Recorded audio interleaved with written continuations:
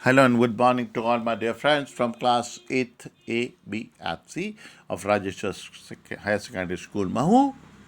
This is your friend, philosopher, guide, and mentor, your teacher, Prabhat Sharma, with you once again in continuance with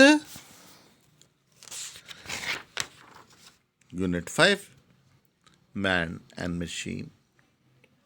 Section 1, The Diamond Maker by H.G. Wells. Today we begin from page of our reading of the lesson from page 117. Hope you all ready, fit, and healthy. So, shall I proceed? Everybody is ready. Please take out page number 117. I began to work at the conditions of diamond making when I was 17. Now I am 32. One has to work hard for years if one succeeds. The hard work can get you millions. Millions, you know. He paused and looked for my sympathy. To think, he said, that I was about to make millions and look at me now. I had, he went out, about 1,000 pounds when I was 21. I worked as a teacher. I felt that with the money I earn, I would continue my research. I studied for a year or two in Berlin. The trouble was the secrecy. You see, if someone got to know what I was doing, they might have profited. If I really wanted to make a lot of money, it was important that people should not know that one can make diamonds by an artificial process. So I had to work all alone. At first, I had a little laboratory.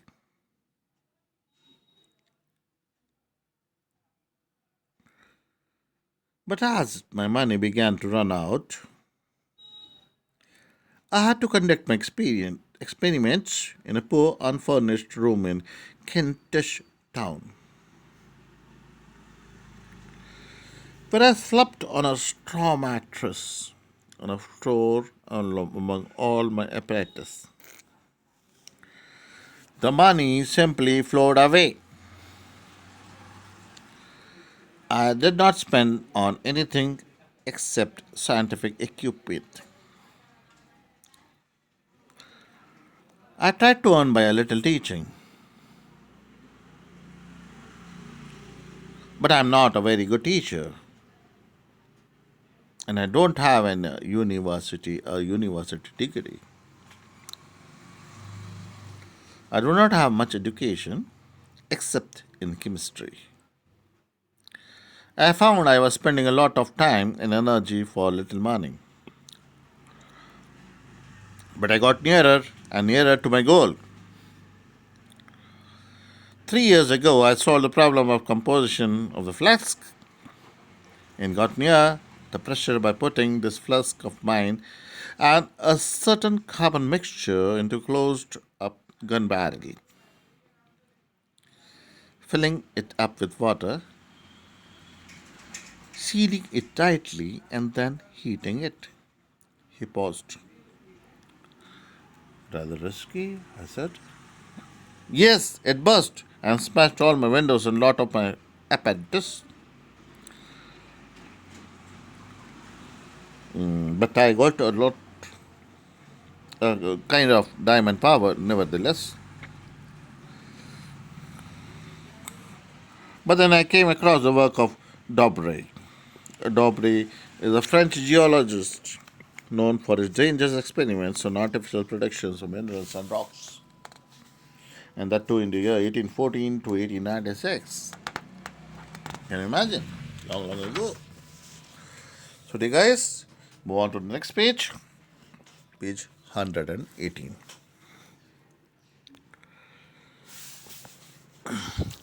So, shall we proceed? Hope all have turned the pages.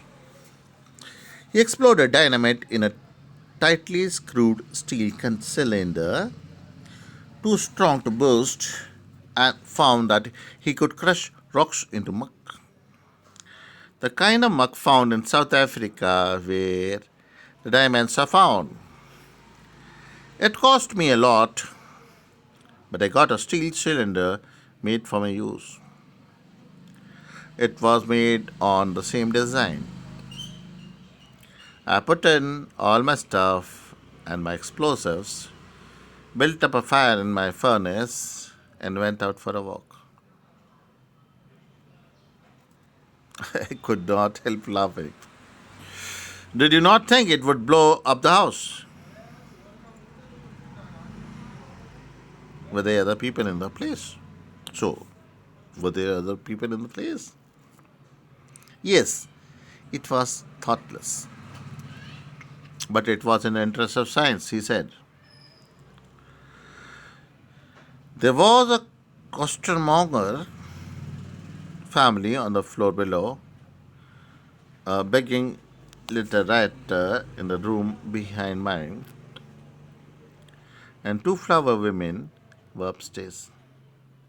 But perhaps some of them were out. What is a costermonger? A person who sells fruits or vegetables from a cart on a street stand. When I came back, the thing was just where I left it, among the white hot coals. The explosive hadn't burst the case. And then I had a problem to face. You know, time is an important element in crystallization.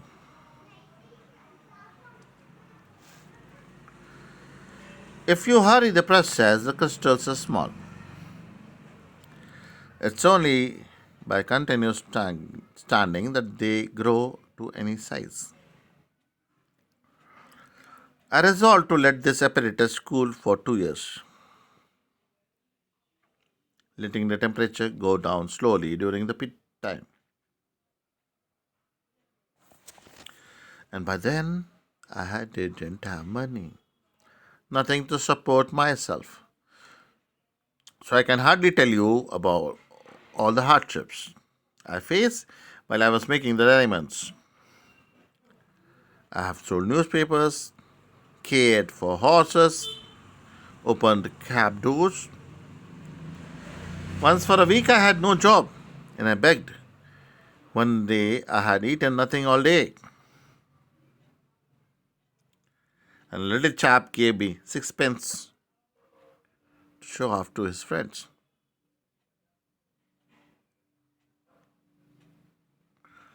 But I spent it all on coals and had the furnace bright red again. At last, 3 weeks ago, I let the fire out.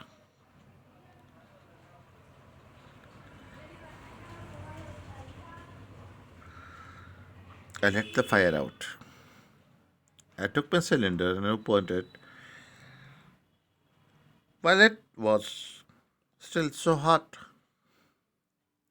I put my hands into it and I scraped out the crumbling lava like mass with a chisel and hammered it into a powder upon the iron plate. And I found 3 big diamonds and 5 small ones.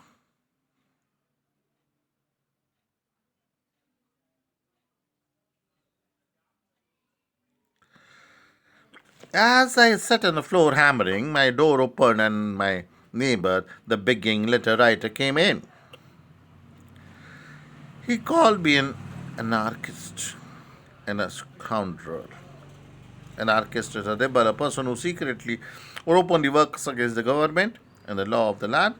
And the scoundrel means, a villain. He told me that he had been prying in my room. This prying means looking secretly. and had gone to the police that morning. Then I suddenly realized I was in a trouble. I thought I would have to tell the police my little secret and be punished for being an anarchist. So I gathered up all my diamonds and left home. Guys, we move on to the last page of the story, page 119. So please be ready with page 119, 119. If I go to the respectable jewelers, they ask me to wait and whisper to a clerk to fetch up a policeman. And I found out a person who buys stolen goods, and he simply kept the one I gave him and told me to get the police if I wanted it back. I am going about now with several 100,000 pots worth of diamonds around my neck and without either food or shelter.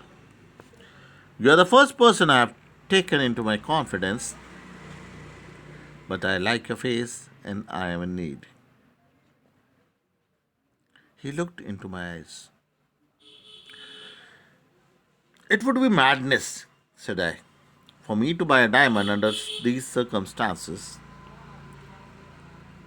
Moreover, I do not carry hundreds of pounds about in my pocket, yet I believe your story.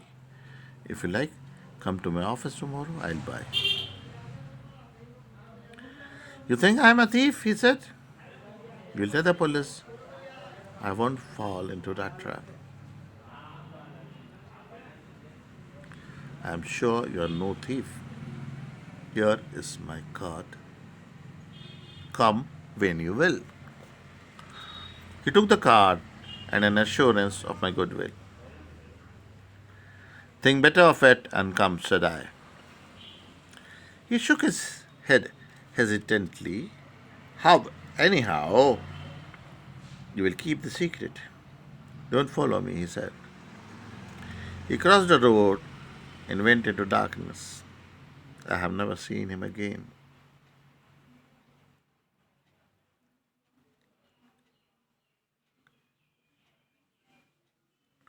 Afterwards, I had two letters from him asking me to send banknotes, not checks, to certain addresses. I did nothing. Once he came home when I was out.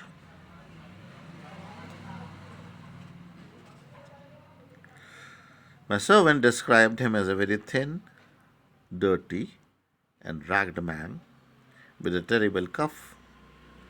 He left no message. Sometimes I feel I have missed the most brilliant opportunity of Lily. He may have died and his diamonds carelessly thrown aside. Sometimes I think I should have risked few hundred pounds.